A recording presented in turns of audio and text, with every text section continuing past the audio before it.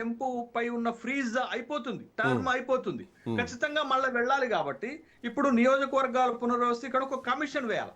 Commission 2 సంవత్సరాల కాల పరిమితి ఇవ్వాలి.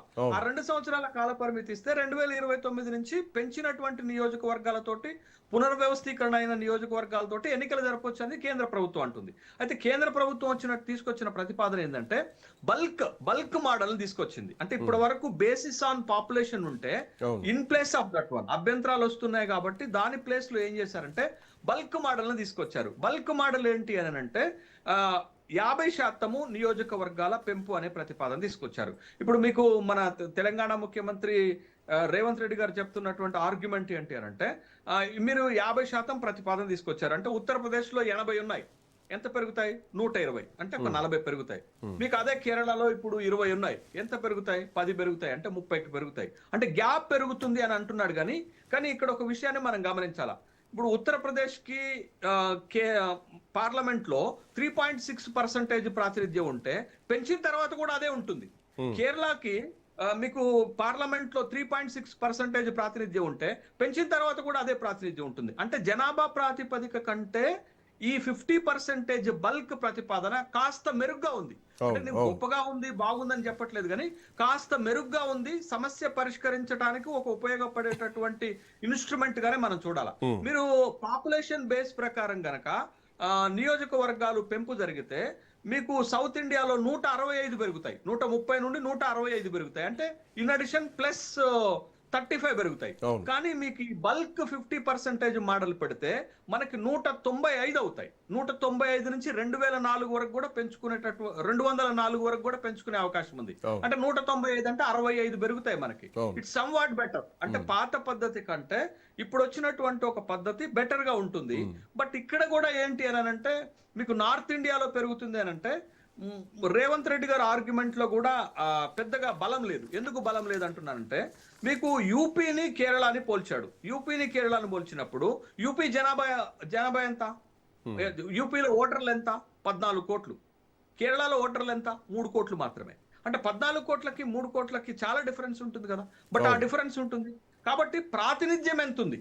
కేరళ ప్రాతినిధ్యం 3.6% ఉంటే ఇప్పుడు లోక్సభలో అంతే ఉంటుంది, మారదు. ఏది 50% పెంచితే యూపీది కూడా అంతే ఉంటుంది. రెండోది ఇంకో కీలకమైనది ఏంటంటే రేవంత్ రెడ్డి ప్రపోజల్ ఏంటి అని అంటే ఇప్పుడు బల్క్ కాదు హైబ్రిడ్ మోడల్ పట్టుకురండి అన్నాడు. హైబ్రిడ్ మోడల్ అంటే మిక్స్డ్ మోడల్. హైబ్రిడ్ మోడల్ తను ప్రతిపాదిస్తున్నటువంటి హైబ్రిడ్ మోడల్ ఏంటి అని అంటే మీరు మొత్తం పెంపు ఇప్పుడు ఎంత చెప్తున్నారు? 307 పెరుగుతాయి. 307 పెరుగుతున్నాయి అన్నప్పుడు ఒక 150కి ఒక ప్రతిపాదన, ఏది పాపులేషన్, ఇంకొక 150కి ఒక ప్రతిపాదన. అదేంటది? జిఎస్డిపి పెర్ఫార్మెన్స్ ఇండెక్స్ తీసుకోండి, ఎకనామిక్ పెర్ఫార్మెన్స్ ఇండెక్స్ తీసుకోండి అని ఒక ప్రపోజల్ చేస్తున్నారు. కానీ ఇక్కడ కూడా ఒక సమస్య ఏంటి అని అంటే ఓటింగ్ అనేది నంబర్ పైన ఉంటుంది, జిఎస్డిపి అనేది పెర్ఫార్మెన్స్ మీద ఉంటుంది. అంటే మీకు ఆర్థిక ప్రయోజనాలు కోరొచ్చు ఏది పెర్ఫార్మెన్స్ ఇండెక్స్ తోటి. బట్ ఈ ఆర్థిక పరంగా చూసుకుంటే ఎట్లా కోరతాం? అదే కదా ప్రయోజనం ఎట్లా కోరతాం? ఎకనామిక్ పెర్ఫార్మెన్స్, ఎకనామిక్ ఇండికేటర్స్ తోటి మీరు అదనపు నిధులు కోరొచ్చు, అదనపు గ్రాంట్స్ కోరొచ్చు, ఇంకా కాంట్రిబ్యూషన్ కోరొచ్చు కేంద్ర ప్రభుత్వం నుండి. కానీ మీకు నంబర్ ఓటింగ్ తోటి ఈ ప్రతిపాదన ఎట్లా సక్సెస్ అవుతుంది?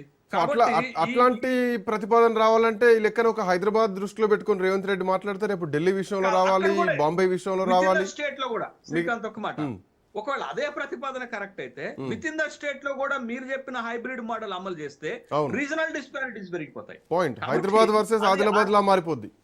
అంతే కదా.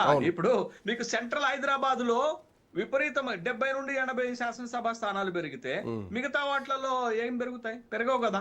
కాబట్టి ఆ మోడల్ కూడా కరెక్ట్ కాదు.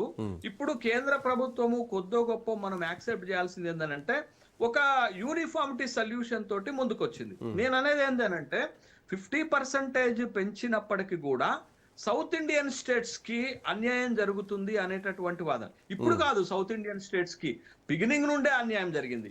ఎప్పుడైతే మనం పాపులేషన్ బేస్ పైన పెట్టాము. రెండోది సౌత్ ఇండియాలో ఉన్న స్టేట్స్ ఎన్ని?